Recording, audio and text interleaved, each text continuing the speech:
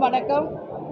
இன்றைக்கு தேசிய முற்போக்கு திராவிட கழகத்தின் சார்பாக எங்களுடைய மாவட்ட செயலாளர்கள், ஒன்றியம், நகரம், பேரூர் கழகம், தலைமை கழக நிர்வாகிகள், மகளிர் அணி சகோதரிகள் அனைவரும் சேர்ந்து பிறந்தநாள் விழாவை தமிழகம் முழுவதும் அனைத்து மாவட்டங்களிலும் இன்னைக்கு கொண்டாடிக்கிட்டு இருக்காங்க. நான் காலையிலேயே உங்களுக்கு சொன்னது மாதிரி தான், என்னை பொறுத்த வரைக்கும் கேப்டன் மறைவுக்கு பிறகு எனக்கென்று எந்த ஒரு பிறந்த நாளும் கிடையாது.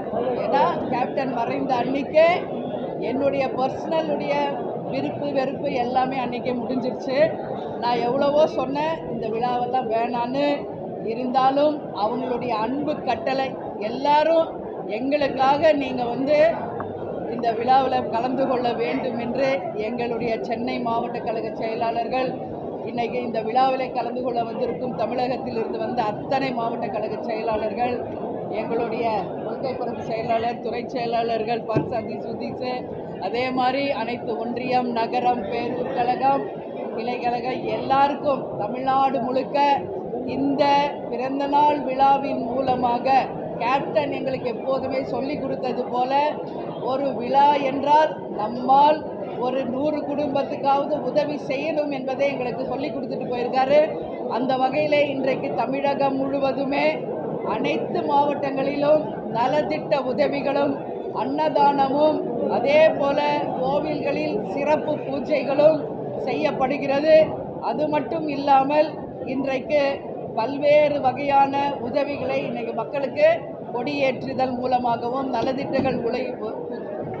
உதவிகள் வழங்கியும் இந்த பிறந்தநாள் விழாவை தமிழ்நாடு முழுக்க எங்கள் நிர்வாகிகள் கொண்டாடுறாங்க. அதனால் இந்த புகழ் எல்லாமே கேப்டனுக்குரியது. எனக்கான புகழாக நான் என்றைக்குமே நினைக்க மாட்டேன். இந்த புகழ் எங்கள் கேப்டனுக்கு நான் சமர்ப்பிக்கிறேன். இந்த புகழ் எங்கள் கேப்டனுக்கு சமர்ப்பிக்கிறேன். இந்த புகழை எங்கள் கேப்டனுக்கு நான் சமர்ப்பிக்கிறேன்.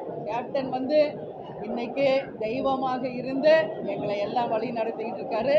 எனவே இந்த விழாவிலே கலந்து கொள்ள வந்திருக்கும் எங்கள் பத்திரிகை சகோதரர்களுக்கும் தலைமை கழகத்தின் சார்பாக வருக வருக என்று வரவேற்கிறேன். அது மட்டும் இல்லை, இன்றைக்கு உங்கள் எல்லாருக்குமே நீங்கள் என் கூட இருந்து எல்லாரும் சாப்பிட்டுட்டு போகணுன்றதையும் உங்கள் சகோதரியாக நான் பணிவோடு உங்கள் எல்லாருக்கிட்டுமே நான் கேட்டுக்கிறேன். இன்றைக்கி தமிழ்நாடு முழுக்க வெயிலின் கடுமை அதிகமாக இருப்பதால் நீர்பந்தல், மோர்பந்தல் எல்லா இடத்துலையுமே இன்றைக்கி தமிழ்நாடு முழுக்க ஓப்பன் பண்ணியிருக்காங்க. இன்றைக்கி நம்ம வீட்டுக்கிட்ட, சுதீஷ் வீட்டுக்கிட்ட, தலைமை அலுவலகத்தில், சென்னையில் பல்வேறு பகுதி, வார்டு, வட்டம் எல்லாத்துலேயும் இன்றைக்கி நீர்பந்தல் ஓப்பன் பண்ணியிருக்காங்க. அது மட்டும் இல்லாமல் தமிழ்நாடு முழுக்க மக்களின் தாகத்தை தீர்க்க இன்றைக்கி ஒரு சிறப்பான ஏற்பாடு செய்யப்பட்டிருக்கிறது என்பதையும் உங்கள் அனைவர்கிட்டமே தெரிவித்துக் கொள்கிறேன். நீங்கள் ஏதாவது என்கிட்ட கேள்வி கேட்கணும்னா கேளுங்க.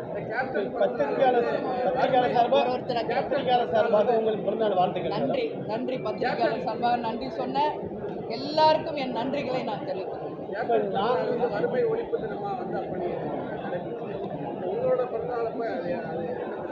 கேப்டன் எந்த வழியோ அதே வழிதான், எந்த மாற்றமும் கிடையாதுங்க. சரிங்களா? அவர் எங்களுக்கு எல்லாத்தையுமே சொல்லி கொடுத்துட்டு போயிருக்காரு. எங்களை எல்லா வகையிலையும் வழி நடத்தியிருக்காரு. கேப்டன் மறைந்து இப்போ ஒரு 1.5 வருஷம்தான் ஆகுது. இன்னும் அந்த துயரிலிருந்து உண்மையிலே நான் வெளியே வரலை. பட் எல்லா டைமும் நான் அழுதுகிட்டே இருந்தேன். என்னை நம்பி இருக்கிற எங்கள் நிர்வாகிகள், தொண்டர்களுக்கு நான் உறுதுணையாக நின்று அவர்களுக்கு தைரியம் சொல்ல வேண்டிய இடத்துல இருக்கேன். அதனால் உண்மை நிலை இதுதான். நிச்சயமாக அவர் எங்களுக்கு கொடுத்த அந்த வழியில் வறுமை ஒழிப்பு தினமாக இனி வரும் காலங்களிலே நிச்சயமாக செய்வோம்.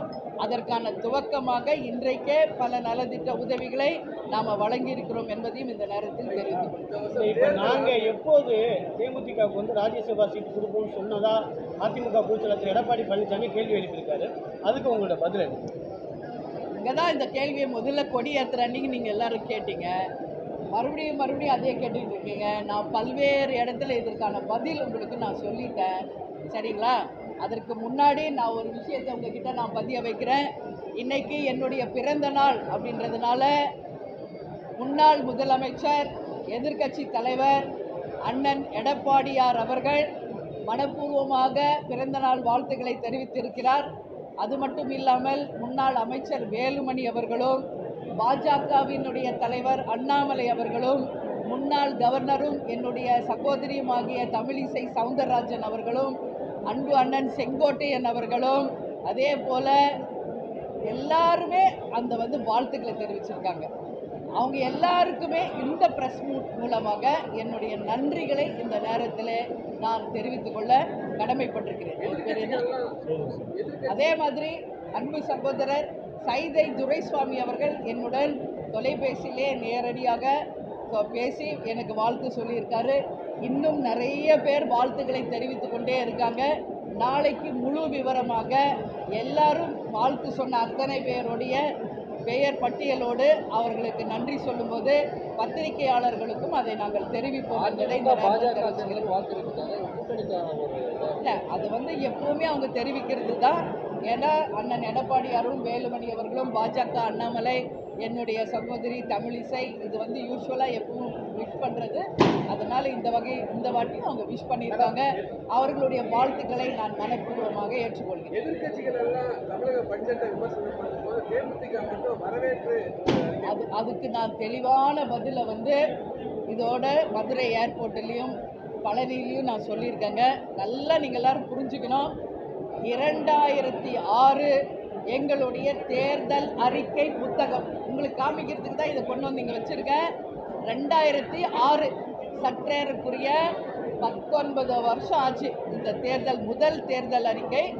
இதில் நிறைய விஷயங்களை இந்த முறை பட்ஜெட்டில் தமிழக அரசு அறிவித்திருக்கிறது. அதற்காக தேமுதிக சார்பாக நாங்கள் இந்த பட்ஜெட்டை வரவேற்கிறோம் அப்படின்னு நான் சொன்னேன். இதில் எதெல்லாம் முக்கியமானது என்பதை உங்களுக்கு நான் சொல்கிறேன், நல்லா கேட்டுக்கங்க. மிக முக்கியமாக விவசாயிகளை வெளிநாட்டுக்கு அனுப்பி அவர்களுக்கு பயிற்சி கொடுத்து புதிய டெக்னாலஜி பிரகாரம் அவங்க விவசாயத்தை முன்னெடுக்க ஜப்பான், சைனா போன்ற நாடுகளுக்கு விவசாயிகளை 5000 விவசாயிகளை அழைத்து செல்வதாக இந்த பட்ஜெட்டில் தமிழக அரசு அறிவித்திருக்கிறது. அதை நாங்கள் வரவேற்கிறோம். அதே மாதிரி எப்போவுமே நமக்கு மதிய உணவு, சத்துணவு தான் இருந்தது, காலை உணவு திட்டம் கிடையாது. இது நம்மளுடைய முதல் தேர்தல் அறிக்கையில் நம்ம சொல்லியிருக்கிறோம். கவர்மெண்ட் ஸ்கூலில் படிக்கிற மாணவிகளுக்கு காலை உணவையும் இந்த அரசு கொடுத்தது சொன்னதுனால அதற்கும் நாங்கள் வரவேற்பு தெரிவிச்சிருக்கோம். அது மட்டும் இல்லை, தமிழ்நாடு முழுக்க முதியோர்களுக்கு இல்லம் அமைத்து கொடுப்பது அதுக்கும் நம்ம மேனிஃபெஸ்டோவில் இருக்குது. அதே மாதிரி நம்ம பார்த்தா இன்றைக்கு வேலை வாய்ப்புகளை உருவாக்குவதற்கும் இன்னும் பல்வேறு திட்டங்களை இந்த தேர்தல் அறிக்கையில் 19 ஆண்டு காலத்துக்கு முன்னாடியே நம்ம சொன்னோம். இது நம்ம ஏதோ அரசியல்ன்றதுனால நான் ஒரு வரவேற்புனா உடனே நீங்கள் அது தப்பாக ப்ரொஜெக்ட் பண்ணக்கூடாது. ஏற்கனவே ரேஷன் பொருள் வீடு தேடி வரும் அப்படின்னு கேப்டன் சொல்றது. டெல்லி முதலமைச்சர் கெஜ்ரிவால் அவர்கள் அதை நடைமுறைப்படுத்திய போது கெஜ்ரிவால் அவர்களுக்கு நாங்கள் அதை வரவேற்று நன்றி சொல்லியிருக்கிறோம். அதே போல் ஆந்திர பிரதேசிலும் கேப்டனுடைய தேர்தல் அறிக்கையிலிருந்து பல திட்டங்களை அறிவித்த போது நமது ஜெகன்மோகன் ரெட்டி அவர்களுக்கும் நாங்கள் தேமுதிக சார்பாக எங்களுடைய தேர்தல் அறிக்கையை நீங்கள் இம்ப்ளிமெண்ட் பண்ணதுக்காக எங்கள் நன்றிகளை நாங்கள் அப்போ தெரிவிச்சிருப்போம். அந்த வகையில் தேர்தல் அறிக்கையில் வந்ததை பட்ஜெட்டில் சொன்னதுனால தமிழக அரசின் பட்ஜெட்டை தேமுதிக வரவேற்பதாக நாங்கள் சொன்னோம். அப்படியே நீங்கள் இதை அரசியலாக்கணும் அப்படின்னு நீங்கள் நினச்சிங்கன்னா இதில் எந்த அரசியலும் எந்த உள்நோக்கமும் கிடையாது. இதுதான் உண்மை. அப்படி பார்த்தா நேற்று அன்பு சகோதரர் திருமாவளவன் அவர்கள் பாஜக நேற்று மதுவுக்கு எதிராக ஒரு ஆர்ப்பாட்டம் நடத்திய போது கைது செய்யப்பட்டார்கள் எல்லா தலைவர்களும். அப்போது திமுக கூட்டணியில் இருக்கின்ற நமது திருமாவளவன் அவர்கள் பாஜகவுக்கு ஆதரவு தெரிவிச்சிருக்கார்.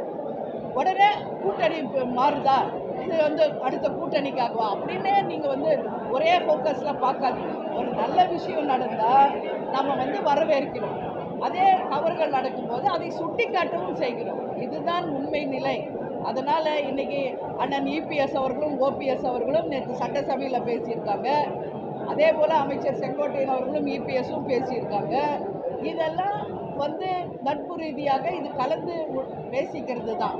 அதனால் ஒவ்வொரு வார்த்தைக்குமே நீங்கள் அதன் பின்னாடி அரசியல் இருக்கிறது, இது கூட்டணி மாறுகிறதா அப்படின்றத நீங்கள் வந்து ப்ரொஜெக்ட் பண்ணாதீங்க. உண்மை நிலை எங்கள் தேர்தல் அறிக்கை புத்தகத்திலே வந்த அந்த திட்டங்களை அறிவித்ததாக தமிழக அரசின் பட்ஜெட்டை தேமுதிக வரவேற்கிறது என்று சொல்றோம். தொகுதி சீரமைப்பு மும்மொழிக்கொள்கை விவகாரத்தில் திமுக அரசு சேர்ந்து பயணிக்க தயார் இருந்தீங்க, எந்த அளவுக்கு சேர்ந்து செயல்படுறதுக்கு தயார்? இல்லை, நல்லா புரிஞ்சுக்கணும். மும்மொழி கொள்கை அப்படிங்கிறது என்னன்னா, கேப்டன் எப்போதுமே சொல்வது போல அன்னை மொழி காப்போம், அனைத்து மொழியும் கற்போம் என்பதுதான் கேப்டன் எங்களுக்கு சொல்லிக் கொடுத்த வழி. அந்த வழியில தான் நாங்கள் பயணிக்கிறோம். ஆனால் ஒரு விஷயத்தை நான் இன்னைக்கு என் பிறந்தநாள் அதை முன்னிட்டு தமிழக அரசுகிட்ட நான் ஒரு வேண்டுகோள் வைக்கிறேன். தமிழகம் முழுவதுமே தமிழ் கட்டாயமாக்கப்பட வேண்டும் என்பதை இந்த நேரத்திலே தமிழக அரசுக்கு நாங்கள் ஒரு வேண்டுதலாக வைக்கிறோம். அதே மாதிரி தொகுதி சீரமைப்பு என்கின்ற வகையில் தமிழ்நாட்டின் 40 தொகுதிகளில் ஏதாவது ஒரு தொகுதியை அவர்கள் மத்திய அரசு குறைத்தாலும் உறுதியாக தேமுதிக தமிழ்நாட்டுக்காகவும் தமிழக மக்களுக்காகவும் தமிழக அரசுடன் நாங்கள் நிச்சயமாக சேர்ந்து அதை எதிர்ப்போம் என்பதையும் இந்த நேரத்தில்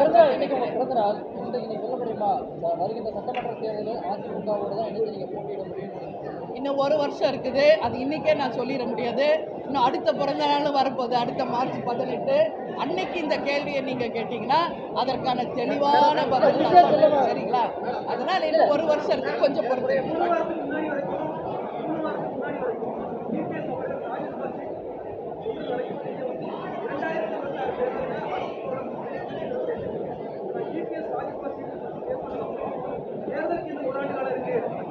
இல்லை, நாங்கள் இல்லைங்க, அப்படியெல்லாம் கிடையாது.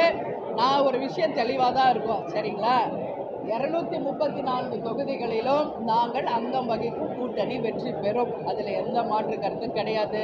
அதனால் நீங்கள் அதை இட்டு கட்டி அதை எதாவது ட்விஸ்ட் பண்ணணும்னு நினச்சிங்கன்னா அந்த குழப்பத்திற்கெல்லாம் நாங்கள் இல்லை, நாங்கள் தெளிவாக இருக்கோம். சரிங்களா? அதனால் நம்ம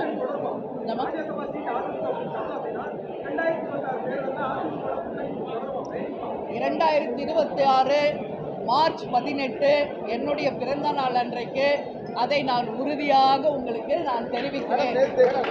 திமுக கூட்டணியை பொறுத்தவரை 2017 ஒரு வலுவான கூட்டணியா அதே கூட்டணியில் இருக்காங்க.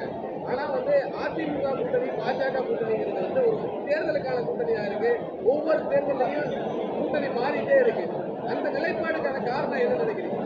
அது தலைமை பொறுப்பில் இருக்கிறவங்க கிட்ட தான் இதை நீங்கள் கேட்கணும். புரியுதுங்களா? இந்த கூட்டணியினுடைய தலைமை பொறுப்பு இருக்கிறவங்க கிட்ட நீங்கள் இதை கேட்கணும். எங்களை பொறுத்த வரைக்கும் நாங்கள் தெளிவாக இருக்கோம். எங்கள் கட்சியினுடைய வளர்ச்சி, எங்கள் கட்சியினுடைய பயணத்தை தான் நாங்கள் இப்போ முன்னெடுத்து அதுக்காக நாங்கள் உழைத்து கொண்டிருக்கிறோம். ஏப்ரல் மாதத்தில் செயற்குழு பொதுக்குழு தருமபுரி மாவட்டத்தில் நாங்கள் கூட்ட இருக்கிறோம்.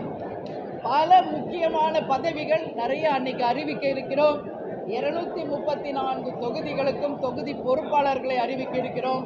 தமிழ்நாடு முழுக்க பூத் கமிட்டிகளை அமைத்து இந்த கொடிநாள் 25ஆம் ஆண்டு சில்வர் ஜூப்ளி இயர் என்பதால் தமிழகம் முழுவதும் கொடிகளை ஏற்றி எங்கள் கட்சியின் வளர்ச்சிக்காக நாங்கள் உழைத்து கொண்டிருக்கிறோம். மேடம், பாஜகவுடைய போராட்டத்தை எப்படி பார்க்குறீங்க? அடுத்தடுத்து விஜய் தாக்கி கடுமையாக பேசுகிறாங்க. இல்லை, ஒரு விஷயங்க, தமிழ்நாட்டை பொறுத்த வரைக்கும் டாஸ்மாகை எதிர்ப்பது எல்லா கட்சியும் தான் பண்ணுறாங்க. அதில் நாங்கள் தேமுதிகவும் அதில் எதிர்த்திருக்கோம். அதில் மாற்று கருத்தே கிடையாது. ஆனால் கைது பண்ணுவது தமிழக அரசு செய்து கொண்டிருக்காங்க. அவங்கவுங்க உரிமையை பேசுவதற்கு அவங்களுக்கு ஒரு ஸ்பேஸ் கொடுங்க, ஒரு இடத்த கொடுங்க. யாருமே போராடக்கூடாது, யாருமே எதிர்த்து கருத்து சொல்லக்கூடாது என்பதை தடுக்குவது தவறான ஒரு விஷயம். எல்லாருக்கும் உரிமை உண்டு. இது ஜனநாயக நாடு. ஒவ்வொரு கட்சியின் நிலைப்பாடை நிச்சயமாக அவங்க சொல்வதற்கு அவங்களுக்கு நீங்கள் அனுமதி தர வேண்டும் என்று நான் கேட்டுக்கொள்கிறேன். கூட்டணி தலைமை வைத்த அதிமுக அந்த கூட்டணியை ஒருங்கிணைக்காம விட்டாங்கிற மாதிரி கருத்து, அந்த மாதிரி ஒரு அப்படி ஒன்றும் நீங்கள் அதான் அண்ணன்ட்ட கேளுங்க. ஏன்னா இந்த கூட்டணியின் தலைமை யாரோ அவங்க கிட்ட தான் இதை கேள்வி கேட்கணும். அப்படி எந்த ஒரு கிடையாது. நாங்கள் எல்லாம் ஒன்றா தான் இருக்கிறோம். இப்போ கூட அமைச்சர் வேலுமணி அவர்களுடைய மகன் திருமணம், சுதீஷ் போனார், பார்சாதி போனார், விஜய் பிரபாகர் கலந்துக்கிட்டாரு. அதெல்லாம் எதுவும் கிடையாது. சரிங்களா? எதிர்க்கும் போது திமுக கூட்டணி ஒரு வலுவான போராட்டங்களை முன்னெடுக்கிறாங்க. தமிழ்நாட்டில் ஏதாவது ஒரு பிரச்சனைனா அது மாதிரி எதிர்க்கட்சிகள் வந்து எந்த போராட்டத்தையும் ஒன்று சேர்ந்து நடத்தலையே, அதுக்கான இல்ல, காரணம்? அது ஒவ்வொரு கட்சியின் நிலைப்பாடுங்க. இப்போ நாங்கள் தேமுதிக சார்பாக தமிழ்நாடு முழுக்க பல்வேறு ஆர்ப்பாட்டம் போராட்டம் நாங்கள் நடத்திக்கிட்டு இருக்கோம். இப்போ எல்லா கட்சியும் சேர்ந்து நடத்தணுன்ற நிலைப்பாடு இன்னும் நாங்களும் எடுக்கல. அந்த வகையில் பிஜேபியும் அதை நினைக்கல. அது மாதிரி தான் அதிமுகவும் அவங்களுக்கான ஆர்ப்பாட்டம் போராட்டத்தை அவங்க நடத்திக்கிட்டு இருக்காங்க. அதுக்கான நேரம் வரும்போது சேர்ந்து நிச்சயமாக செய்வோம். 4 வருஷம் தமிழ்நாடு அரசு 2026 அதிமுக பல அணியாக இருக்குது, அதெல்லாம் ஒருங்கிணைந்தால் தான் நீங்கள் வந்து தேர்தலை வெற்றி பெற முடியும் திரு பன்னீர்செல்வம் சொல்றாரு. அதை நீங்கள் எப்படி பார்க்குறீங்க? கூட்டணிக்கு தலைமை வைக்கிறீங்க, கூட்டணியில் இடம் பெற்றிருக்கீங்க, இது நீங்கள் அண்ணன் ஓபிஎஸ் கிட்ட கேட்கணும். அவர் சொல்லியிருக்காரு. அது அவர்கிட்ட போய் கேட்கணும். எந்த முறையில் நீங்கள் இதை சொன்னீங்கன்னு அப்படின்னு அண்ணன் ஓபிஎஸ்ட்டு நீங்கள் கேட்கணும். 4 வருஷம் தமிழ்நாடு அரசுடைய உங்களுடைய மதிப்பீடு என்ன மேடம்? எவ்வளவு மதிப்பெண் கொடுப்பீங்க? 4 வருஷம் நிறைவு பண்ணாங்க, கடைசி ஒன்றும் இது எக்ஸாம் கிடையாது, ஃபெயிலா பாஸா டிஸ்டிங்ஷனான்னு சொல்கிறதுக்கு. அதனால் நிறையும் இருக்குது, குறையும் இருக்குது, ரெண்டுமே கலந்து தான் இருக்குது. Just like that I concept. சட்டம் ஒழுங்கு விவகாரம் தொடர்பாக பல கொலைகள் தொடர்ந்து நடக்கின்றார் சமீபத்திய அரசினுடைய செயல்பாடு நடவடிக்கை எப்படி இருக்கு? இல்லை, சட்டம் ஒழுங்கு வந்து நாங்கள் பல முறை அறிக்கை கொடுத்துருக்கோம், பல முறை நம்ம சொல்லியிருக்கோம். பாலியல் வன்கொடுமைகள், அதே மாதிரி கள்ளச்சாராயம், டாஸ்மாக் பிரச்சனை எல்லாமே இது இருக்குது. இல்லைன்னு யாரும் வந்து முழு பூசணிக்காக சோத்துல மறைக்க முடியாது. அது பல்வேறு வகையில் ஆர்ப்பாட்டம் போராட்டம் பண்ணி அறிக்கைகள் கொடுத்துருக்கோம். தமிழக அரசு அதில் கவனம் செலுத்தணும்னு நான் கேட்டுக்கிறேன். நன்றி நன்றி, எல்லாருக்கும் நன்றி.